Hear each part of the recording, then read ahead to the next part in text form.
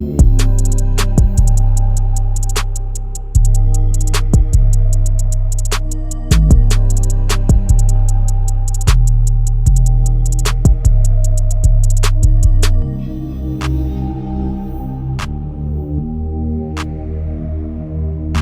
back to the Team to Beat Miami Heat podcast, your one-stop shop for daily Miami Heat content. My name is Amir.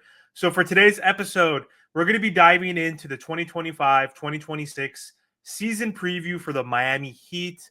The Miami Heat are entering a new chapter coming off a pretty terrible season last year, and they did make some important moves that hopefully can move the needle, and hopefully the Miami Heat can position themselves better than they did last season. And so in this video, we'll recap where have they been, what's changed, and who are the key players that are ultimately going to help this Miami Heat team succeed in the regular season, avoid the play-in, hopefully. And I want to share my prediction for how this season will go this year. So let's jump in. So last season was a uneven season for the Miami Heat. They finished 37-45, and Jimmy Butler obviously requested a trade, so we dealt with the Jimmy Butler drama last season after not getting an extension and saying he lost his joy for basketball, and then demanding and requesting a trade. So it was a rough season last year. And this season, according to some experts like ESPN or CBS, they still predict that the Miami Heat are most likely going to be a play-in team and most likely will be the 8th seed in the Eastern Conference. So for this episode, like I said, I just want to break down what I think has changed and how the Miami Heat can essentially avoid being a play-in team, once again, after trading Jimmy Butler last season and now playing in this transitional mode where we're doing a blended build again. We do have some veterans that we've brought in and older guys like Andrew Wiggins and Norman Powell that are going to be playing, and then Bam Adebayo, who's getting older and in his prime. So we have a blend of these solid veterans, and then we have young guys that we're going to be playing as well, like Jaime Hawkins Jr., Khalil Ware, Pella Larson. And it's going to be, again, another blended build with no real full direction. But I think this is the year that the Miami Heat are actually going to lean more into development and giving younger players an opportunity, one, to pop and to see who is going to be a part of their future rotation. So the Miami Heat culture has been a huge strength of this organization, and that has been based on tough defense, accountability, but it doesn't seem like the Miami Heat have been playing with that Heat culture over the last season and a half or whatever it may be. And so that's going to be a challenge. And with that, during this offseason, we did make some roster changes and we did add a few key additions. One, obviously, acquiring Norman Powell in a 3-team deal with the LA Clippers. He averaged 21.8 points per game last season with the Clippers. So we got him for essentially Kevin Love, who was washed out of the rotation, Kyle Anderson, someone we got for the Jimmy Butler trade, and who's a solid, obviously, role player, but Norman Powell has star potential. He is a star. He's not quite an all-star, but he is going to be a star player for this Miami Heat team. So we got him for next to nothing. The Miami Heat also drafted Kasparis Yakachonis at number 20 overall from Illinois, and he is a young potential prospect that we can develop. We saw some flashes in the preseason before he got injured. His playmaking ability, his facilitating, he's got a decent three-point shot. So obviously he's been working on his mechanics with the Miami Heat coaching staff. If he can improve his scoring, not turn the ball over, which was a key issue for him in college and even in the summer league, he could be someone who can help manage and run and lead our second unit. So that's a great pick. He fell. He was supposed to be a top lottery pick in the top 13. I think it was projected to be anywhere between 7 and 10. He fell all the way to the Miami Heat, which was huge. The Miami Heat also re-signed Davion Mitchell, who we technically got a part of that Jimmy Butler trade. We traded PJ Tucker, who we acquired, and flipped him for Davion Mitchell, who is a two-way beast of a player. Signed up to a 2-year deal. He had a really strong stretch last season with the Miami Heat, played 30-something games, had a really good play-in tournament with the Miami Heat, had a couple good playoff games with the Miami Heat, even though they got swept and embarrassed. But adding Davion Mitchell back on this roster, I think, is huge. Key departures, obviously Jimmy Butler. That is our star player that we lost. We lose his veteran leadership. We lose playoff Jimmy, which has been detrimental. We lost Haywood Highsmith. Duncan Robinson. Also, we traded Duncan Robinson for Simon Fontecchio. That was another. I didn't add him as a key addition because I don't think he's going to be a key addition, but he is an addition nonetheless. But the Miami Heat have some new folks on this roster. And again, like I said, they're going to be leaning younger as they're trying to reshape the roster for the future and identify who can we play next to Bam Adebayo, next to Tyler Herro, next to Kel'el Ware, and these younger pieces. So in terms of the starting five, Spo, even yesterday said it's still up in the air. The NBA season starts today, so I'm happy for that. I'm super excited. The Miami Heat season starts tomorrow, and they open on the road in Orlando tomorrow night. And we still don't know who the starting lineup is. And the projected starting lineup when healthy was Tyler Herro, Norman Powell, and Kel'el Ware. He's been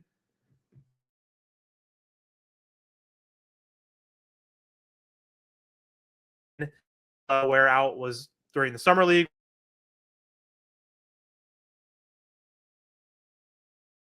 The monster games.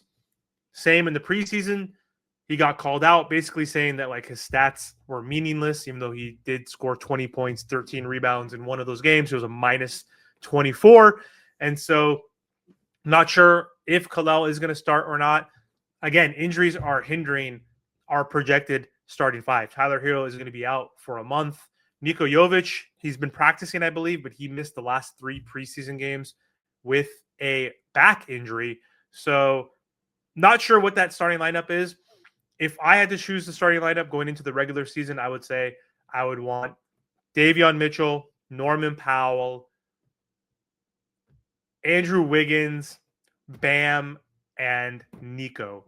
And I know Bam Adebayo wants to play power forward, and if he has Nico on the floor, he's going to be guarding the centers. Nico's not big enough and strong enough and good enough to guard centers. And so if Nico is starting, then Bam has to play that center role. But having Nico out there as another ball handler, another distributor and playmaker that this offense desperately needs, I'm okay with Nico coming off the bench and starting Kel'el at center. So either way is fine, but I still think Davion should start while Tyler Herro is out.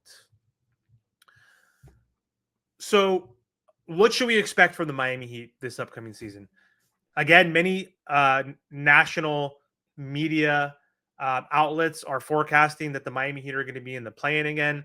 And I guess their win total is they're projected to win 39 games, which would make them 39-43.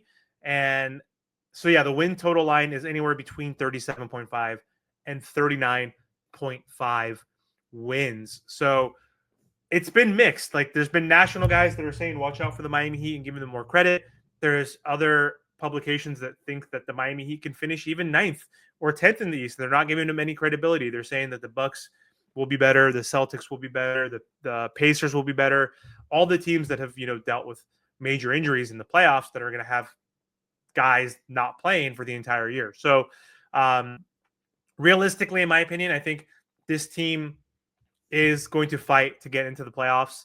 I don't see them making a deep run in the playoffs because we don't have a superstar, and you need a superstar or a really balanced team, which we don't have the balance. We have a very good defensive team, and offense, though, we've been struggling. Like last year, we were 9th in defensive rating, 21st in offensive rating. We've been bottom 10 in offensive rating for a long time. So when I talk about the strengths, I do want to talk about some of the weaknesses.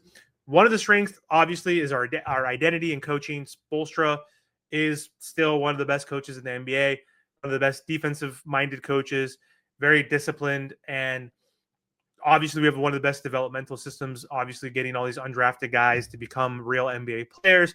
But also Spo's not hasn't had a great track record offensively. Like outside of one season, I think it was the first season we got Kyle Lowry and Victor Oladipo, we were a top 7, I think, or 5 offensive rated team. Outside of that, we've been bottom 10 points per game. We've been bottom 3, averaging 109 points per game, which is unacceptable in today's NBA. Like, we haven't really adapted to the modern style of basketball where you use size, you leverage size, functional size, versatile size, and you obviously focus on 3-point shooting. We don't have a lot of depth, especially now that we lost Duncan Robinson.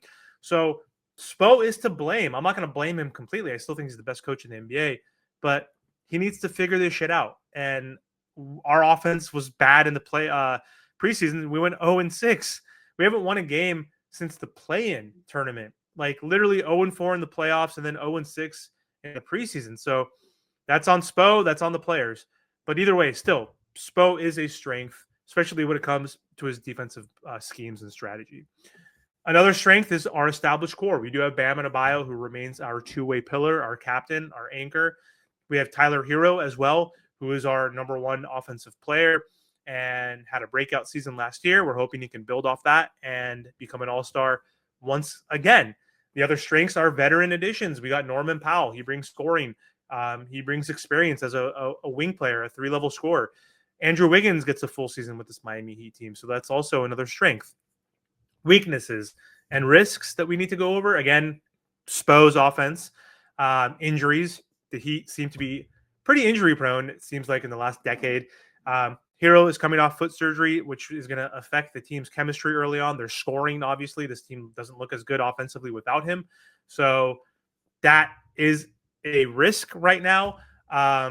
Again, the blended build, like the balance of younger pieces with the veteran pieces like Wiggins, Bam, Norm, and then you even get like a Terry Rozier in the mix if he's going to play. And then you blend that with the guys who are still kind of raw, Khalil Ware, and other guys that are looking to bounce back like Jaime Jaquez. There is some imbalance as well, and we don't have a real direction. Depth in terms of interior and big guys, like big man rotation, like beyond Adebayo, like and Khalil Ware, like there's real question marks. We got rid of Precious Achiuwa to get under the luxury tax. We could re-sign him or someone else again in December. But still, we only have 3 big guys on this team. Like, we've been playing small ball for so long, and it has not worked. We saw what happens in the playoffs when we play against the Denver Nuggets, the Boston Celtics, the Los Angeles Lakers. Like, these teams that have had very big frontline teams, like, have destroyed the Miami Heat. So that is another issue too. So key players to watch this upcoming season. Bam Adebayo needs to step up. He remains the anchor. If healthy, he's one of the better offensive or defensive bigs, in the NBA. He could facilitate. He could score. He can hit the 3 now. But he is a max player, so he needs to step up and be more aggressive, be more consistent. And obviously, he's our most important player, best player overall. But he is a max guy. And like, if this team actually wants to avoid the play-in and actually make a playoff run, he needs to get better somehow. And it's not just on him, but he is our captain. He is our anchor. Tyler Herro, another player to obviously watch out for. His shooting and his scoring, they are vital. His playmaking is going to be vital. We have no real point guard on this roster. If he returns to full health and full form early on, this team has a chance to exceed their projections and avoid the play-in for the 4th straight year. So Tyler, looking for him to have a big year and to continue his trajectory as a star. Norman Powell, he's the new piece again who provides scoring off of the wing. He can help take pressure off Herro and Bam and Wiggins. We need him to step up, especially when Tyler Herro is out for the first month of the season. Andrew Wiggins, he needs to wake up. It's a contract year effectively for him. He offers athleticism, defense. It hasn't been as good as it used to be, but he needs to be a secondary scoring option now, especially with Tyler out. And he's a versatile wing. He needs to be better at the point of attack on defense. So he needs to step up big time. In terms of the young pieces, Khalil Ware, he needs to continue to develop. He needs to continue to rebound, play defense. His scoring has been looking good. We need him to continue. Niko Jovic, we need him to develop. He has guard-like skills as a 6'10", 6'11" forward. So he is someone that just got an extension, and now he needs to show why we gave that extension. He needs to stay healthy. And I think going into my X factor, what can change this season as well is I think it's Nico like stepping up into a real role. Spo has to give him the keys. I guess he should come off the bench maybe as the sixth man. Um, that would allow him to play point forward essentially, like Lamar Odom, and let him run that second unit. Like because when Tyler comes back and you have Tyler and you have Norm and you have Bam and you have Wiggins, like he's not going to have the ball in his hands. He's not going to get that usage. So Jovic coming off the bench could be that guy who facilitates and runs our second unit with players who can cut off ball and guys that move off ball well, like Jaime Jaquez, Pella Larson, and then you have Simon Fontecchio. So you surround him with 3-point shooters. And I think that could be an interesting role for Nico. So he needs to step up. His defense has been improving. His 3-point shooting, needs to be consistent. And he is someone just that needs to facilitate, get us some points off the bench, and run our second unit. So I think Nico is going to be one of the biggest X factors coming into this season. And in my opinion, if everything goes right and with some luck, I think the max, like the ceiling for the Miami Heat, could be the 4th seed.